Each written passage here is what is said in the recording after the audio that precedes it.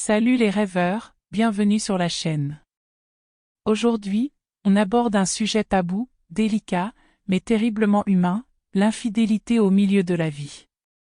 Pas une histoire de coup de foudre passionnel, mais quelque chose de plus profond, de plus troublant, une infidélité de curiosité.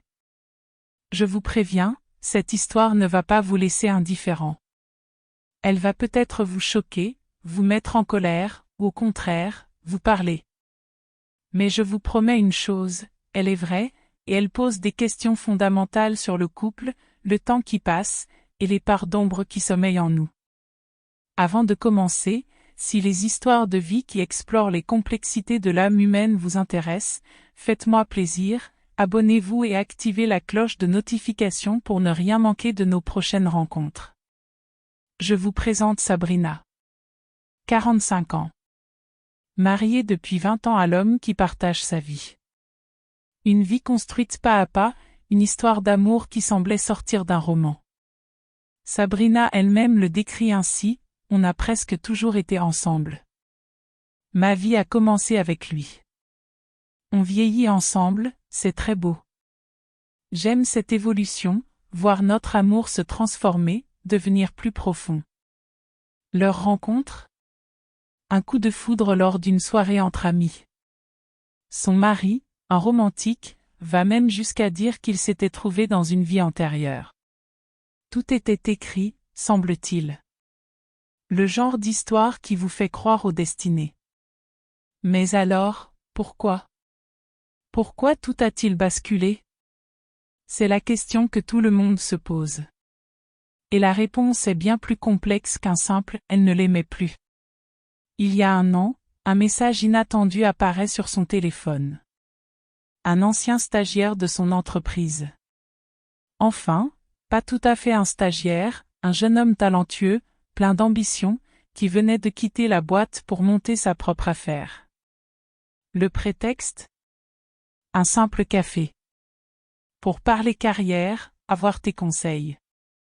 Sabrina, flattée, accepte. Elle voit cela comme un échange professionnel, un coup de pouce à donner. Mais dans votre esprit, là, maintenant, vous le sentez, non ? Ce petit détail qui cloche. Ce café innocent qui sent déjà le danger. C'est là que tout se joue. À votre avis, quel a été l'élément déclencheur ? Le premier signal qui a fait basculer Sabrina de la complicité professionnelle à la tentation ? Laissez vos hypothèses dans les commentaires, j'irai y jeter un œil après la vidéo. Revenons à ce café. La conversation carrée est terminée. Et c'est là que le jeune homme, subtilement, change de braquet. Les questions deviennent plus personnelles. Et toi, ça va avec ton mari ? La routine ne s'installe pas ? Sabrina nous avoue, à la fin du café, après mes conseils, il s'est mis à flirter. Il me posait des questions sur ma vie maritale, et a continué ses avances. Et là, je dois être honnête. Au fond, je ne l'écoutais déjà plus. J'avais cette envie, simple, presque égoïste, qui montait en moi, découvrir un homme d'un autre âge que mon mari. Ce n'était pas de l'amour. Ce n'était même pas du désir au sens romantique du terme. C'était une curiosité pure, presque clinique. Une envie de toucher, de voir, de ressentir la différence. Après 20 ans avec le même homme, c'était une fenêtre qui s'ouvrait sur un monde inconnu. Le premier rendez-vous se termine chez lui. Sabrina franchit le pas. Elle décrit cette première fois avec une franchise déconcertante. J'ai aimé son corps, confie-t-elle. Sans poils, ou presque. Sa peau tendue.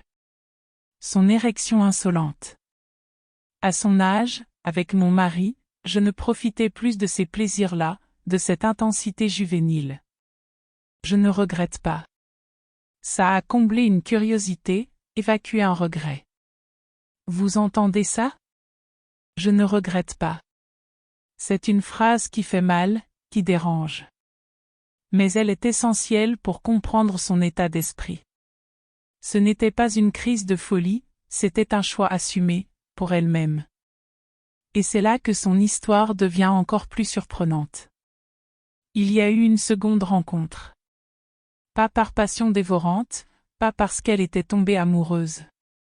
Non. Elle l'explique ainsi, j'avais besoin d'aller au bout. De confirmer ce sentiment, de fixer des souvenirs. C'était comme une expérience que je devais mener à son terme pour pouvoir la refermer et passer à autre chose.